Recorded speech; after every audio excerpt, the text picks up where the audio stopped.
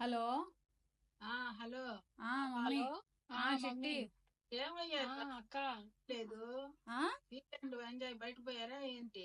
అయ్యో Rama, weekend enjoy. సరే అయితే నీకు అలా అర్థమైందా? వీకెండ్ గురించి చెప్పుకోవాలంటే అది ఇంకో రకమైన కథలే. ఏముంది, వీకెండ్ అని చెప్పి కాస్ట్కోకి వెళ్ళొచ్చి పటేల్ బ్రదర్స్కి వెళ్ళొచ్చి మా వాళ్ళు ఇప్పుడు నిద్రలేశారు. ఉదయం నుంచి కానిచ్చి ఉదయం ఎప్పుడో చిన్నోడేమో 7ంటికి లేసా, పెద్దోడేమో సెలవు అలవాటు కదా. అది చిన్న పిల్లకాయలకేమో స్కూళ్ళకి అలవాటు తగ్గట్టుగా లేసేస్త్రీ. రాత్రి నేనే పడుకోనీరు.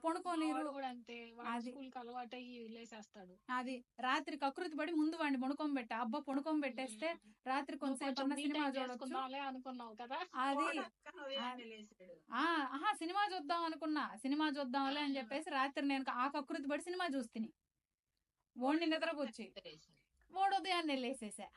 అది వాడు 7ంటికల్లా లేసి కూర్చున్నాడు. పెద్దోడేమో ఈ రోజు కూడా పడుకోనివా నన్ను అని చెప్పేసి 10:30-11 దాకా పడుకున్నాడు. ఉదయం పెట్టిన దోశ పెనం ఖాళీ పోస్తానే ఉన్నా. అది సంగతి. చిన్నోడికి ఒక టైంలో, పెద్దోడికి ఒక టైంలో, మా ఆయనకి ఒక టైంలో అది వీళ్ళందరికి కారం పూసి దోశలు పోసి అది ఇవన్నీ చేసేసరికి అది నువ్వు ఎంజాయ్మెంట్ అంటే అది ఎంజాయ్మెంట్. దోశ పెనంతో వీకెండ్ ఎంజాయ్మెంట్ గడిచిపోయింది. అది నువ్వేం చేసావు చిట్టి? అదే కదా, ఇప్పుడే ఆ పటేల్ బ్రదర్స్ నుంచే వచ్చాను. అవన్నీ ఇప్పుడు ఒలిచి పెట్టుకొని ఉడకబెట్టుకొని బాక్సుల్లో పెట్టుకుంటే కదా రేపు వీకెండ్ అంతా, మళ్ళీ వీక్ డే అంతా ఇప్పుడు వీకెండ్ అవన్నీ చేసి పెట్టుకుంటే రేపు వీక్ డే ఉంటాయి. నాకు అనిపిస్తుంది ఒక్కొక్కసారి ఆ వీక్ డేనే మేలేమో. 5 రోజులు హాయిగా ల్యాప్టాప్ ముందే అలా టైం గడిపేయచ్చు. లేకపోతే దాని బదులు స్టవ్ ముందు నుంచోవాలి. ఎప్పుడు వీకెండ్ వస్తుందా అని అనుకుంటాము. ఈ వీకెండ్ కాస్త ఒక రోజు పటేల్ బ్రదర్స్ లో, ఒక రోజు కాస్ట్కోలో అవి తెచ్చుకున్నవన్నీ సర్దుకోను, అది బెడ్షీట్లు మార్చుకోను, లాండ్రీలు వేసుకోను, మళ్ళీ మండే వచ్చేస్తది. ఉదయం నుంచి నా లాండ్రీ తిరిగిందే తిరిగి దానికి గాని నోరుంటే ఆపవే అని అంటది. నీ పని హాయ్ మమ్మీ, నీకు వీకెండ్ లేదు, వీక్ డే లేదు, అన్ని వీకెండ్లే. అది నాకు కూడా అంతే. సండే పని రాదు. హాలిడే వీకెండ్ కావాలి కదా, వాళ్ళ పిల్లలు స్కూళ్ళు సెలవులు ఉంటాయి. నాక నవరాత్రులు పూజ. నవరాత్రులు నేనేదో వెజిటేరియన్ చేస్తాను అంటే మీ డాడీ నాన్ వెజ్ రోజు వెజిటేరియన్ అంటాడు. లేదు నేను బయట తెచ్చుకుంటాలే అంటాడు. బయట తెచ్చుకుంటే నాకే నచ్చదు. ఆ హోటల్స్ లో యూట్యూబ్ లో చెప్పేటి సరే ఒక 1/2 kg తెచ్చుకోయి అని చెప్పి ఆయన ఎట్లా ఒక టైంకి చికెన్ ఫ్రై చేసి అది ఏ నిద్రలేసి ఇది చేద్దామా వద్దా ఈ ఆలోచనలతో నాకు ఎడావిడి నిద్రలేసి కాళ్ళు ఒక దగ్గర పెట్టుకుని సరిపోద్ది. అది నిజమే. నీకు కనీసం మేము వీక్ డే అంతా కూర్చొని వీకెండ్ అని చెప్పేసి ఆశగా అన్న ఎదురు చూస్తాం. నీకు వీక్ డే కి వీకెండ్ కి తేడాలే అసలు. అది అన్ని డేస్ నాకు డ్యూటీలు ఉంటాయి. మేము కనీసం 5 రోజులు వీకెండ్ ఎప్పుడు వస్తుందా అన్న భ్రమలో అన్న అలా ఉంటాం. అది ఆదివారం అయితే ఆ గిన్నెలు దోమేమి ఇల్లు తుడిచాము కూడా, అది ఇల్లు గ్యారెంటీ తుడుచుకోవాలి, దేవుడికి పెట్టుకోవాలి ముందు మెయిన్. అది వీటితో నాకు సరిపోద్ది. అది నిజమేనబ్బా. మేము ఆనందంతో అంతే. నేను కూడా అదే చేశా. ఇందాకనే పటేల్ బ్రదర్స్ కి వెళ్ళొచ్చి ఈ దోశ పెనంకి మధ్యలో గ్యాప్ లో గబగబా పటేల్ బ్రదర్స్ కి వెళ్తే అసలు ఎక్కడ లేని వాళ్ళందరూ అందరూ మనలానే కదా, ఇంత పొడుగు క్యూ. ఆడాడో వెనకాల దాకా క్యూ ఉండింది. అసలు బెండకాయలు ఏరుకోవడానికి కూడా జనాలు తోసుకుంటుంటారు. బెండకాయలు చుట్టూరా ఈగల్లాగా ముసిరి. అసలు అబ్బా, అందరూ మగవాళ్ళు ఎంతమంది వచ్చున్నారు. మా ఆయన వెళ్ళడు. వెళ్ళి తేవచ్చుగా. అందరూ మగవాళ్ళు. అసలు బెండకాయని ఎంత బాగా తుంచి చూసుకొని పోతున్నారు. వెళ్ళే బదులు మనం పోవడం. వెళ్ళిన కాడి నుంచి 100 ఫోన్లు చేస్తాడు చెప్పి 10 ఐటమ్లకి. అది ఎన్ని బెండకాయలు తేవాలి? నేను ఫేస్ టైం లోనే ఉండాలి. అది పెద్ద తలకాయ నొప్పి. ఫేస్ టైం లోనే ఉండాలి. కూడా అంతే.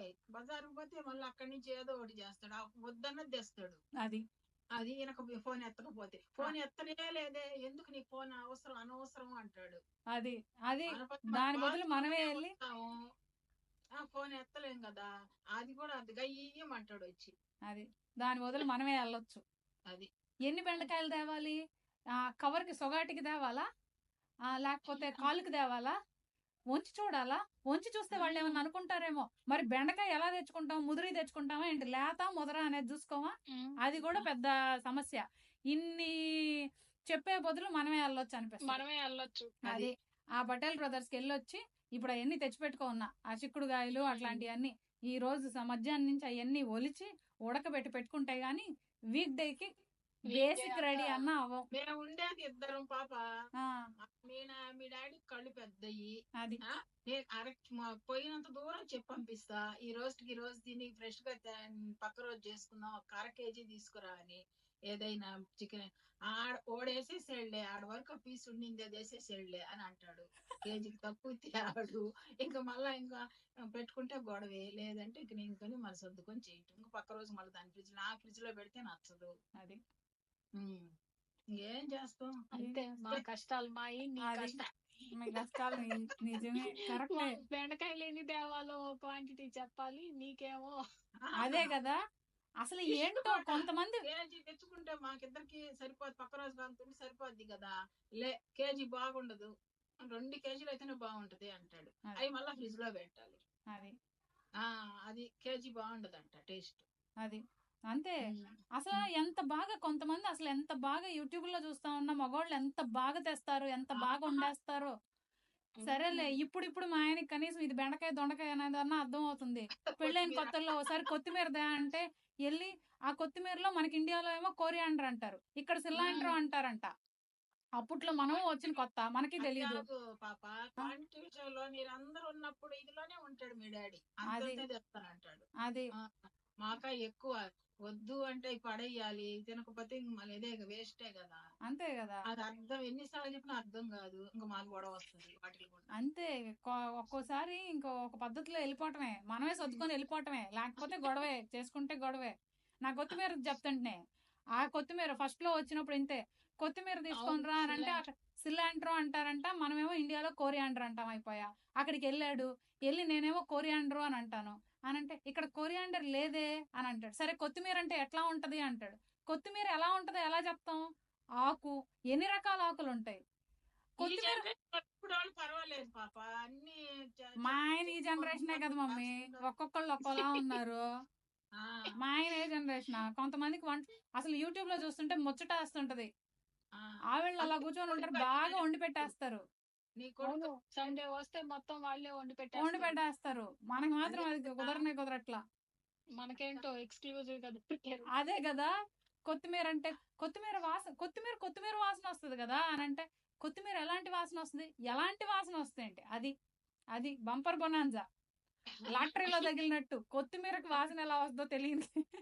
అందుకని కొడుకు అన్ని నేర్పిస్తున్నానమ్మా, నేర్పిస్తున్నా. అదే చెప్పాడు, వద్దమ్మా నాకు దోశ పల్లీల పచ్చడి కావాలని అంటే అదేదో నాకే నేర్పించు, వచ్చే పిల్ల చేయదు. క్లారిటీ చెప్పేశా.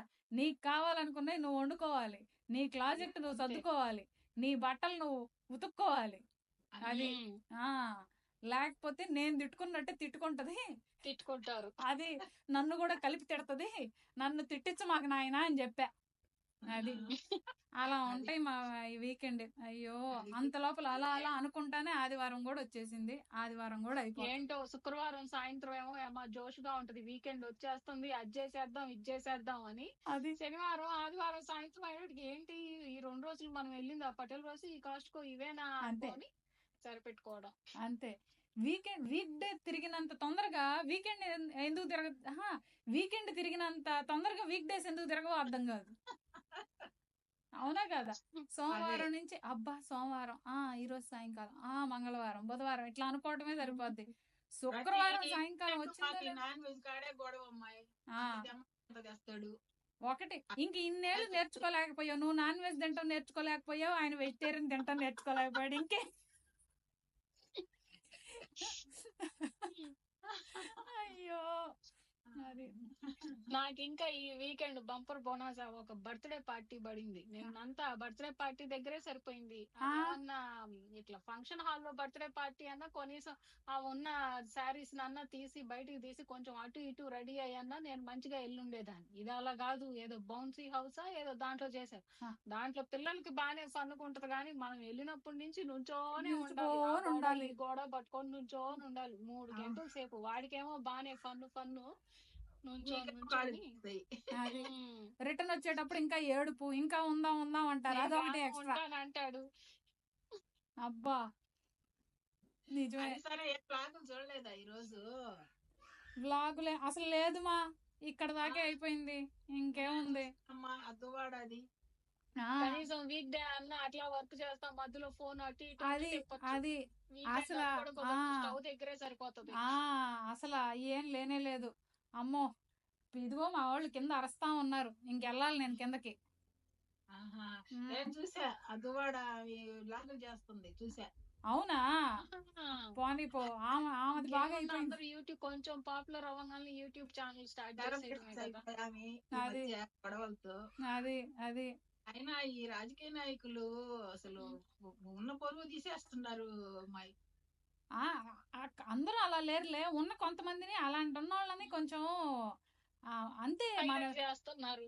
అది ప్రజలే డిసైడ్ చేస్తారు, చూస్తా ఉంటారు, ఇంకా వాళ్ళకే వెగటైపోతుంది విచిత్రంగా.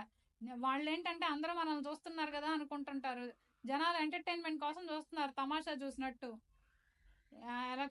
ఎలక్షన్ టయానికి వచ్చేసరికి వాళ్ళకి అర్థం అవుతుంది ఎవరు కరెక్ట్ ఏంటి అనేది, అప్పుడు చూస్తారు. అంతేగా మరి, ఇలా చేస్తే ఎట్లాగా? ఒక న్యాయం అనేది ఒక ఉండాలి కదా. ఏందో నాకు అసలు ఈ రోజు న్యూస్ చూసే ఇది కూడా లేదమ్మా.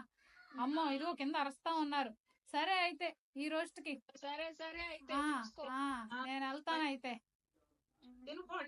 ఇంకా వంట చేయాలి ఇంకా. అబ్బా ఎల్లు కానీ వంట చేయి. వనజక్క చెప్పు. లైక్ చేయండి, సబ్స్క్రైబ్ చేయండి, షేర్ చేయండి, బెల్ కొట్టండి. అదుగో మళ్ళీ రేపేంటో సంగతి, రేపు మళ్ళీ వచ్చేస్తుంది కదా సోమవారం, రేపటి సంగతులు ఏంటో రేపు మాట్లాడుకుందాం. సరే అయితే లైక్ చేయండి, షేర్ చేయండి, సబ్స్క్రైబ్ చేయండి. సరే చిట్టి, బాయ్ చిట్టి, బాయ్ మమ్మీ, బాయ్.